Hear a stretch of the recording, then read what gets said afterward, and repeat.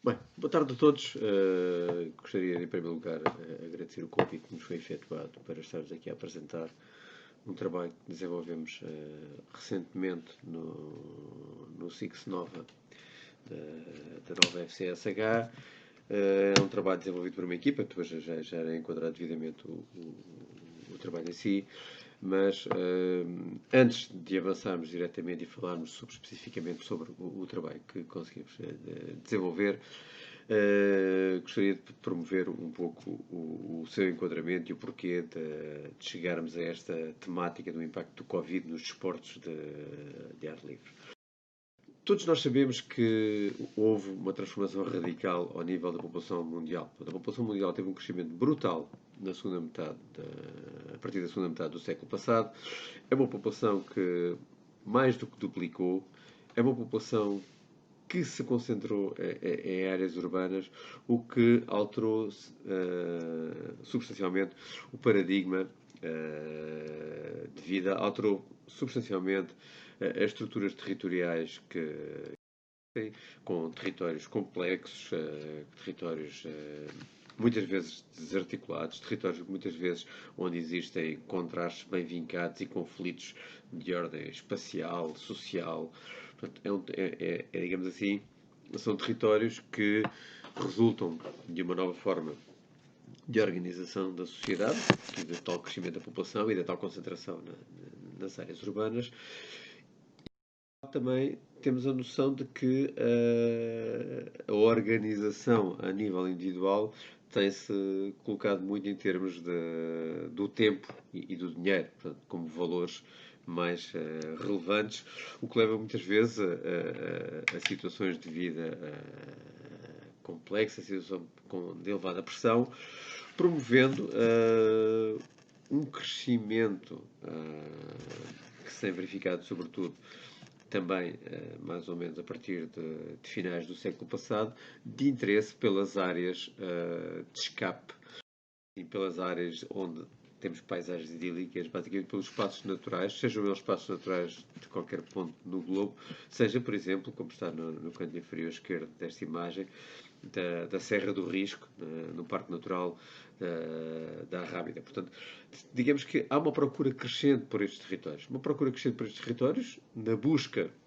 de encontrar esta tranquilidade, esta capacidade de afastamento, de alguma pacificação, mas na realidade nem sempre o resultado é o mesmo, pois de tal forma aumentou a procura por estes espaços, o congestionamento dos mesmos tem sido um problema, não só o congestionamento dos mesmos, que já de si é um problema, mas também, sobretudo, a perturbação e até a dilapidação das condições naturais, dos próprios valores que levaram à sua criação e que importa naturalmente preservar. Daí a necessidade de olhar para esta situação numa lógica de gestão dos conflitos que hajam entre a procura e a necessidade estes territórios. Portanto, em Portugal, já há algum tempo, e depois recentemente agora, em 2015,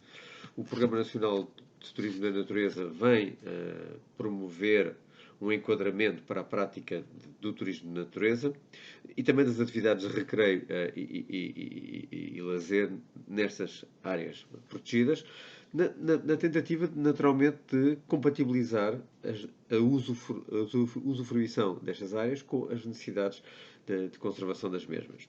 Quanto ao desporto, não é visível a palavra desporto aqui, fala-se em atividades de recreio e lazer, fala-se de práticas turísticas, mas na realidade depois verifica-se que ao nível da regulamentação há algumas atividades desportivas que se podem praticar nestes espaços regulamentadas, portanto, digamos que o quadro ainda não é completo, poderia ser mais completo, basta, por exemplo, olhar para esta imagem e perceber que não está aqui a corrida de montanha, ou trail running, como habitualmente é referido, portanto, é uma das atividades que cresceu substancialmente neste século e que não se encontra aqui. Portanto, o que interessa é pensar que estas atividades têm impacto. E para isso tem aqui dois exemplos. Portanto, um exemplo de uma prova realizada num parque natural da Serra de Sintra e Cascais, No âmbito deste Parque Natural, pode-se verificar pelo traçado da prova, que juntou cerca de 500 pessoas, que se percorre áreas que inclusivamente são áreas de interdição total. Não me lembro agora da data exata da prova, mas ela é percorrida pelos diferentes atletas que participaram nesta prova. Eu próprio fui testemunha no local desta situação. Para além disso, não só há a utilização destes espaços enquadrados no âmbito de provas, como depois também, ao longo do ano, se verifica que as mesmas áreas são percorridas por várias pessoas em práticas desenquadradas de qualquer organização formal. Portanto, são espaços que naturalmente estão então sujeitos a uma utilização que por vezes pode exceder a capacidade dos mesmos e pode entrar em conflito com os que importa preservar. Daí esta questão que importa é como conciliar este jogo de interesses e de competição pelo espaço entre a necessidade de conservação do mesmo e a exploração. Portanto, naturalmente, é preciso planear, é preciso gerir estes territórios, portanto, é preciso haver dados, é preciso haver informação de suporte à decisão e é aqui que se centra o nosso interesse de investigação, é sobretudo na lógica de ajudar as entidades que têm responsabilidades diretas nesta matéria através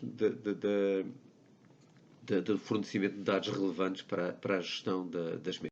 Temos feito vários trabalhos nesse sentido, seja, por exemplo, com a utilização e a exploração de dados geográficos voluntários no âmbito da área metropolitana de Lisboa, e aqui com detalhe ao nível do Parque Natural da Arrábida, neste caso em concreto era para a atividade de BTT, seja, por exemplo, para as questões relacionadas com a visitação dos espaços recorrendo a equipamentos de contagem automática, onde conseguimos perceber onde é que os visitantes de uma determinada área natural se concentram durante o período da visita. Seja, por exemplo, na perspectiva de tentar criar um quadro de âmbito nacional, para tentar ter um retrato de âmbito nacional para uma prática que é do trail running, e a sua articulação com as áreas protegidas onde se desenvolve. Portanto, várias situações que nós já temos vindo a cuidar, mas de repente chegamos a 2020. E chegando a 2020, todos nós fomos confrontados com uma situação que mudou significativamente o quadro normal de funcionamento, eu diria, de tudo. Portanto, daí ter surgido o interesse, e com os nossos colegas da Universidade de Lérida, do Instituto Nacional de Educação Física da Catalunha, que está baseado na Universidade de Lérida, e em concreto de um grupo de investigação, que é o Grupo de Investigação Social e Educativa da Atividade Física e do Desporto, portanto, que é uma unidade de investigação deste Instituto, em que a questão, por termos uma grande proximidade com eles, aliás, eu e o meu colega Ricardo estávamos precisamente em Lérida quando, digamos assim, no início de março, quando se deu, digamos assim, o boom, o início do boom da pandemia que levou às medidas de confinamento. Portanto, e basicamente, em discussão com os nossos colegas de uma equipa coordenada pela Estela Farias, onde também faziam parte o Jordi, o Sebastião e o Vítor, resolvemos pensar, então, mas como é que nós podemos rapidamente perceber qual é que é o impacto das medidas de confinamento no treino e prática desportiva ao ar livre? De que forma é que isso se sentiu nos dois países ibéricos? Pois, como sabemos, as medidas não foram idênticas. Portanto, então aí, esta equipa, com o apoio de empresas especializadas na área dos serviços de gestão de inscrições e de controle de provas, não é? Aquilo que habitualmente se fala em timing, decidimos, com o apoio destas três entidades, três empresas, lançar um questionário para tentar ter essa percepção. Pronto, e a questão que se colocava era como é que podíamos rapidamente operacionar e montar uma estrutura, quer de recolha de dados, quer de processamento, quer de divulgação dos mesmos. Portanto, e a solução que encontramos foi o recurso ao ArcGIS Online, porque nos dá uma ferramenta para a parte da recolha, que é o Survey 123, sem limitação do número de respostas, porque outras ferramentas nós já tínhamos utilizado tinham essa limitação, porque permitia logo recolher dados georreferenciados, designadamente do local de residência dos participantes, e depois, naturalmente, no outro lado, a possibilidade de recorrer a um dashboard para divulgar e promover, digamos assim, a utilização dos conhecimentos que nós tínhamos adquiridos. Portanto, está aí o link para o nosso dashboard que poderão utilizar. Portanto, e então, olhamos para o dashboard, que digamos assim, que é aquilo que as pessoas têm acesso. Portanto, basicamente tem uma pequena página de informação, portanto tem um primeiro separador onde nós vamos olhar para as questões relacionadas com o perfil do participante, o perfil, digamos assim, em termos da sua residência, das suas características de idade, de peso, de altura, de situação profissional. Portanto, o que verificámos é que, basicamente, entre os cerca de 2.800 participantes, não há grande diferença entre Portugal e Espanha. Depois, uma outra questão que nós procuramos analisar é, então, e o perfil desportivo? Há diferenças ou não há diferenças no perfil desportivo dos praticantes que estamos com quem estamos a trabalhar? Portanto, na prática, verificámos, até porque as empresas que foram utilizadas são empresas muito ligadas ao mundo da corrida, sobretudo o mundo da corrida, em que se verifica que o perfil dos participantes em termos de atividade esportiva principal é relativamente idêntico. Portanto, temos participantes relacionados com a corrida, com a corrida de montanha, portanto, o trail running. Portanto, e são esses os nossos principais participantes a responder. Participantes que têm um certo empenho ao nível do treino, mais em Espanha do que em Portugal. Portanto, como se pode verificar pelo número de treinos semanais, em Portugal a maioria está entre as 2 e 3 semanas. Em Espanha, o grupo mais significativo é o dos 4 a 6 sessões de treinos por semana. Verifica-se que todos eles muito ligados à utilização de gadgets, portanto, a utilização do GPS ou de apps para registar os treinos realizados, anda na ordem quase dos 90% dos atletas que responderam. A questão do tal empenho no treino e na prática desportiva e a diferença entre Portugal e Espanha, verifica-se que, relativamente ao ano de 2019, em termos médios, as pessoas de Espanha a responder têm um número maior de quilómetros percorridos e também têm um número de horas maior despendida, mas, sobretudo, têm todos muito mais uma questão de acompanhamento médico do que os atletas em Portugal. Isto também, provavelmente, não, porque em Espanha há um maior rigor a este nível, no sentido de que em quase todas as provas é obrigatório a entrega de atestado médico para a participação na mesma. Pronto, então agora a questão que nós começámos, e agora, uma vez que já temos o perfil dos atletas, vamos olhar para qual foi o impacto que houve com a situação do Covid, ao nível dos treinos, onde naturalmente todos os atletas disseram que sim, que houve um impacto. A maioria dos atletas disse que houve um impacto, na ordem dos 60%, 66% em Portugal, 73% em Espanha, portanto houve um impacto ao nível do seu treino.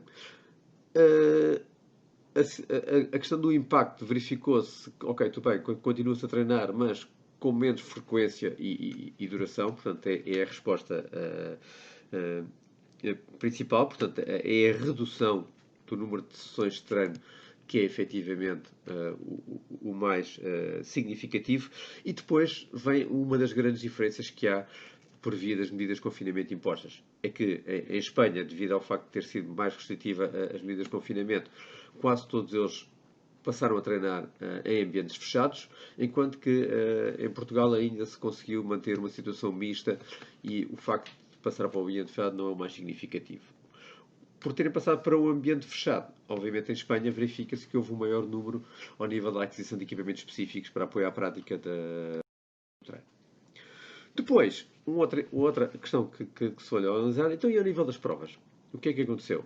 Todos nós sabemos que houve várias provas a serem canceladas, portanto, e o que se verifica é que cerca de 90%, entre 80% a 90% dos atletas em ambos os países dizem que efetivamente foram afetados. Foram afetados porque as provas foram naturalmente canceladas, portanto, e o que se verifica é que aqueles que se queixam de impacto económico são, dizem que sobretudo foi por via do facto de não terem sido reembolsadas as inscrições. E, por fim, importa olhar para o que é que poderá vir a suceder. Qual é que era a expectativa para. E importa relembrar, tal como estava dito no separador inicial, que este estudo foi sobretudo. Os questionários foram sobretudo respondidos no final de abril e início de maio. Portanto, basicamente, os atletas desejam manter a prática desportiva, portanto, não há, digamos assim, interesse em abandono. Estão cientes que vai haver alterações, pelo menos durante algum período de tempo. Concordam e denotam a preocupação de se sentirem prejudicados ao nível das suas capacidades físicas e capacidades técnicas, portanto, por via da redução do treino que têm. Estão cientes que e estão com alguma preocupação, notam preocupação da exposição ao perigo pela participação em eventos no futuro próximo e estão cientes, digamos assim, de que algo vai ter que mudar. Portanto, e efetivamente, se formos ver as provas que se realizaram de então para cá, efetivamente mudou, com várias restrições ao nível das partidas, várias restrições ao nível dos pontos de abastecimento, várias restrições ao nível do número de participantes, do número de apoiantes que podem estar presentes. Portanto, houve efetivamente uma grande alteração. E nessa altura, qual é que era a expectativa? A expectativa entre os países era que, por setembro, outubro, fazendo as contas de abril, maio para agora, por setembro, outubro, que é o período precisamente onde estamos, estaríamos numa situação de regresso à normalidade em termos de treino. Essa era a expectativa das pessoas. Efetivamente, como já podemos comprovar pelas notícias dos últimos tempos, não vamos estar nessa situação. E depois também que seria expectável que no início de janeiro tudo estaria de volta à normalidade no que se refere às competições. O que também, na realidade, muito dificilmente passará por aí. Portanto, este foi um quadro geral e aqui o que importa verificar é que nós conseguimos muito rapidamente, no período de um mês, se tanto, montar a estrutura de recolha de dados, toda a estrutura de tratamento, toda a estrutura de publicização dos resultados. Portanto, é isso que importa aqui saltar. Portanto, reitero o agradecimento às empresas que nos apoiaram na divulgação do questionário. Estou agora então a dispor para questões que queiram colocar. Muito obrigado então. Boa tarde.